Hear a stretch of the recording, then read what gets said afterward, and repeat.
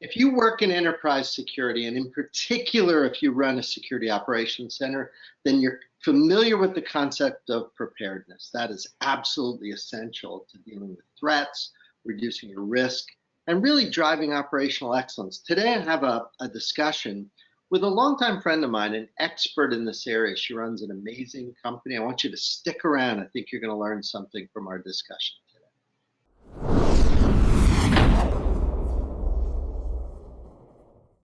Hi, I'm Amoroso from Tag Cyber. I want to welcome you to our discussion today. I have a friend and colleague who I've worked with for many years, Debbie Gordon. She runs a company called Cloud Range. They are, in my mind, the leader in preparing security operations teams to be ready, to be prepared for who knows what is coming. And she'll share with you some insight that she's developed. But Debbie, I want to welcome you to our discussion. It's nice to catch up. I'm looking forward to hearing how things are going. Thanks, Ed. I'm always happy to be here. It's nice to catch up with you again. You guys have grown like a weed the last few years. You just keep growing with, as we run into companies, I see them using your service and always pretty pleased with the results. Give us a just quick thumbnail on what you guys do. And then I want to talk to you about 6 factors that seem to be driving this push that so many people are experiencing to do SOC readiness. But tell us a little bit about the company. Sure. So Cloud Range exists to help companies be prepared for forthcoming cyber attacks. And as you know, we hear about them every single day in the news. And most organizations spend an average of over 200 million, large organizations spend an average of over $200 million on trying to prevent cyber attacks, yet we still hear about them. And there's something that all of them have in common, and that is that the people who were paid to defend against those attacks and detect and respond to them simply didn't know what they were looking for or looking at. And it's not their fault. They had just never seen it before. So Cloud Range developed a very advanced simulation platform that enables organizations to proactively prepare for a multitude of types of cyber attacks so that when something does happen, they know exactly how to respond so that we don't hear about it in the news. Let's go back to this threat sort of driver, because I think that's one of the main factors that explains the rapid adoption of your platform. Your team had shared with me, I think, a number 114% increase just in the second quarter of this year. I was surprised it sounded that low. Is that what fundamentally, that's the problem, right? That it seems like it never starts to wane, which just keeps the threat intensity keeps growing. Has that been your experience in talking to customers? Well, it has, and I think that just industry-wide and globally, the bad guys don't rest. The bad guys don't rest when our government decides they might shut down. The bad guys don't rest on holidays. And so there are more and more ways to attack. The threat surface is getting significantly larger. There's more tools and technologies. There's more third-party software.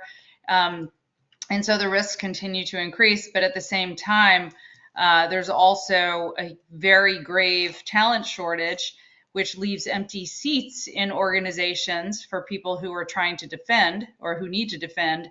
And those empty seats actually represent a vulnerability, no different than a vulnerability in a software that needs to be patched.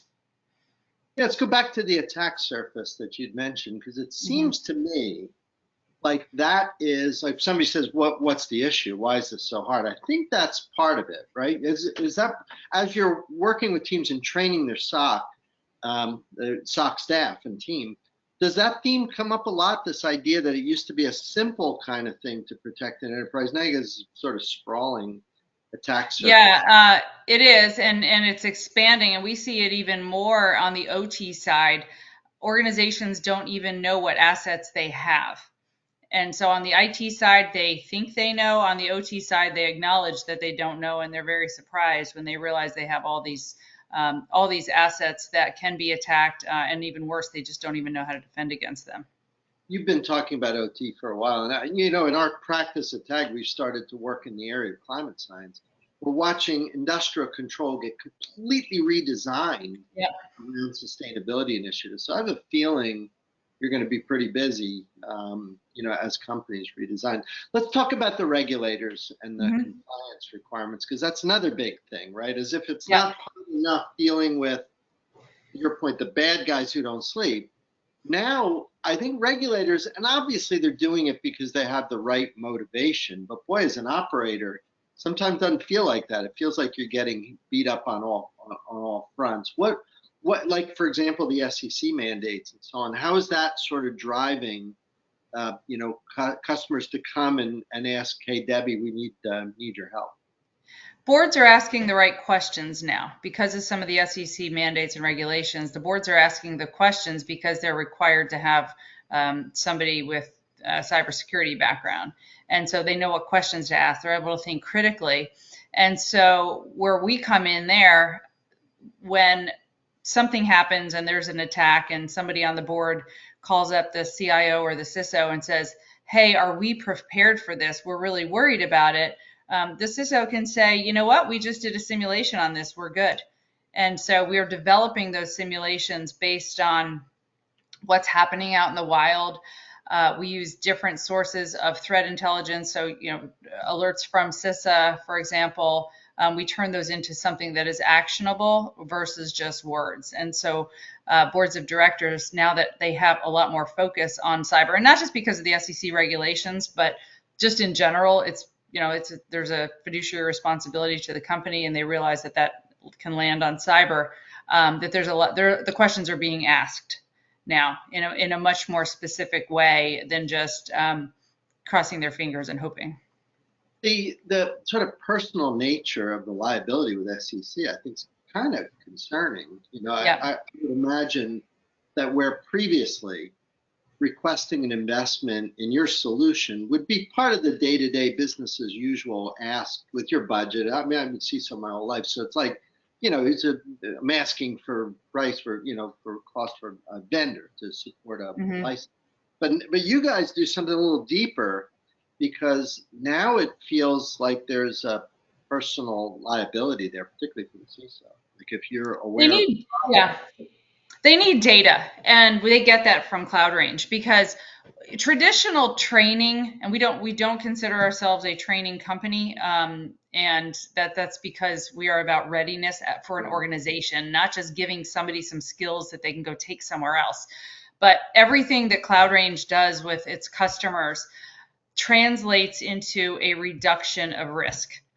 So the more, and I'll make this, put this very simply, the more types of TTPs that have been addressed and successfully completed in simulations, the more prepared an organization is for when those TTPs might come about. And I'm being very simplistic about this, but at the end of the day, we're able to show a measurable decrease in the operational risk, which the board likes to see, versus basic cybersecurity training, which often just gets, check a box. Every employee has gotten X number of hours of CPE credits. That doesn't tell how an organization is reducing its risk, but our customers really like the fact that we're able to translate their investment into a reduction of risk.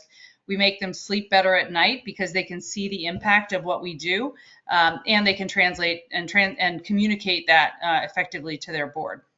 Well, when I hear people talk about being understaffed in the SOC, I used to say, well, just go recruit harder, or come talk to some of my graduate students, offer them jobs, or whatever. But I remember you telling me, and it really affected my thinking, that by training a team as a unit and making them effective, certainly it's going to help with retention, but it's also going to help with effectiveness. And perhaps some of that understaffing may be less of an issue if the team is operating effectively. Have you seen that effect? In any kind of teamwork, the whole is greater than the sum of the parts, whether it's sports or cyber defense. And so a lot of leaders are acknowledging and taking action on the fact that they have to grow their own talent. You can't go and find experienced people. And if you do, you're plucking them from another company, and you're not solving the problem, you're just perpetuating it. And then the salaries have to go up, and it's an economics thing. It's supply and demand. And so I'm really pleased when I see and hear about security leaders, and most of our customers fall into this category, that they acknowledge that they have to find people who have will, and then they can give them the skill. And that includes working as a team. So a lot of our customers are using Cloud Range to accelerate the onboarding of a new analyst, for example. They immerse them into simulations, not just as an individual, but with a team. So, imagine joining a football team. You can go do individual skills training, things that are measured in a combine. But once you get on the field with that team, things are going to change really quickly, and you're going to know whether you can play or not, and how well you play. And the more that people are exposed to the different roles and functions and dynamics of a team, the better they're going to perform. So one of the things that I have been pleasantly surprised by, and maybe enlightened is the right word, is the fact that the soft skills, communication, collaboration, confidence, all of these things are truly the weakest link in the chain, if not effective. So, technical skills, they need them, but if they don't have the soft skills, they're not going to be successful. And so, and it's kind of funny because my formal education is in human behavior, small group behavior, and organizational development. And never did I ever expect that, that and cybersecurity would meet in such an important way. So the team is the most important part. There's tons of cybersecurity training out there for individuals. A lot of the labs companies, just a lot of them. And unless you train as a team with live fire, live traffic, live attacks, it's like learning to throw a football, but you never actually play on the field. It's been transformational for me because when people complain to my team about we don't have enough folks in our ops environment, I always ask, have you taken the time to have them work together in a preparedness initiative? And it's usually, if they're not your customer, then it's usually no. And you think, don't you think you ought to do that? Wouldn't that maybe get them working and just produce a little higher level of harmonization? And their answer probably is yes, they ought to do it. But you and I both know that important and urgent do not always coexist. No, well, that's why we're talking. We've got to get people to bump this up. They know what they need to do, but if you think about the talent shortage, even security leaders can't keep up because they're managing people who are overworked and overburdened. They don't have time to think proactively and do all this. So that's why part of our whole program is not only just our platform for simulation, it's ensuring that we do the heavy lifting to make sure that our customers are doing the simulations, not waiting for them to quote unquote have time, because having time is about the same amount of time that I have time to go to the gym. I have to plan it. And if I don't plan it, I don't go. And it's the same thing for proactive preparation and training. If it's not planned, if it's not scheduled, it's not going to get done. It has all the kind of attention around artificial intelligence, AI. Has that affected kind of people's, say, view of threat and of the attack surface and so on? Is that a theme that comes up as you're talking to SOC teams and to their management? It comes up every day. It's in any industry, AI is kind of the hot topic. Right. There's a lot of discussion about it, and personally, the way I see it is at the end of the day, it's a tool for both sides. It's a tool for offense and defense. And so the playing field is, it's relatively equal. And so there are AI tools for analysts to use for cyber defense, and there's analysts for the bad guys, there's AI for the bad guys. And so it's just another way that we have to just make sure we're staying on our toes. We use it in our platform in various ways, and you'll be seeing some more of that be released in the very near future. But it's like any technology, or if you think about the internet gave us information and quicker access to information, and that's what AI does. It's quicker access, and so we all have that luxury. I like to think of it that way. One thing your team showed me personally that I thought was super interesting was all the pre-integration that you do with different vendors. That's got, Mhm. like, if there are vendors listening to us right now, I hope they call you. It seems like such a natural thing that you'd want your platform embedded into a live fire range. Is it more, are you usually reaching out to vendors on behalf of your clients, or do they come, you get a lot of inbound where they ask to be included in your platform? Probably both. And just to, you know, share with the audience what the context here is. Our cyber range platforms are all virtual. So we don't touch anything on somebody's network, but we're able to mimic the relevant tools and technologies that they have, so that when they're going through a simulation, they're using familiar tools. So whether it's, name your SIM, name your firewall, name your EDR solution, we have partnerships with all of those companies that I'll refer to as the usual suspects. That most enterprises have one of a handful in each of the categories. And so when we partner with those companies. They provide our solution to their customers. They're also using it in some different ways internally as well. So those partnerships are amazing. We continue to grow those partnerships both on the OT and the IT side. For people watching, if you're working a vendor, listen to what Debbie said, the usual suspects. If you'd like to be a usual suspect, you probably ought to be. Yeah. Well, and if you think about it, every technology's customers, they're using your tools already. So you want them to become more effective while using your tools. We're not teaching people how to use a firewall, a specific OEM brand. We are teaching them, or I should say, our platform enables them to learn what to do with those in a live environment. It's one thing to know how to write a firewall rule, but when do you write it? Why do you write it? How do you make the decision to do that, and with whom? And so all of the critical thinking that goes along with using the tools in a multi-vendor environment is so important. Debbie, I want to ask you, I'm assuming that across the different sectors, say commercial, federal, state, government, all these, probably working across the board, because any place there's a SOC, there's a need. Am I reading that right? I have a hard time thinking whether there would be an industry that would be more or less served here. It seems like all of them. Do I have that Yeah. right? I know it's funny because investors never want to hear, oh, we apply to any company, we're useful for any company. But, there are industries that invest a little more, banking, for example, financial services, healthcare. Critical infrastructure is something that is becoming more and more of a focus from an investment standpoint. Organizationally, a lot of those companies haven't quite caught up with the need. They know it's out. They know there's a risk out there, but they don't even have their organizational act together to know whose job it is, whether it's the IT side or the OT side. But yeah, I mean, it's applicable really to any industry. We have customers in every vertical. Some more than others, but that may be just a coincidence, but it is applicable to anybody. Debbie, for folks who may be watching and they think, all right, I'm sold, I want to do this, they just go on your website, or what's the best way for somebody to reach out to set up a discussion about developing a relationship and getting your service into their SOC? Yeah, so our website is www.cloudrangecyber.com.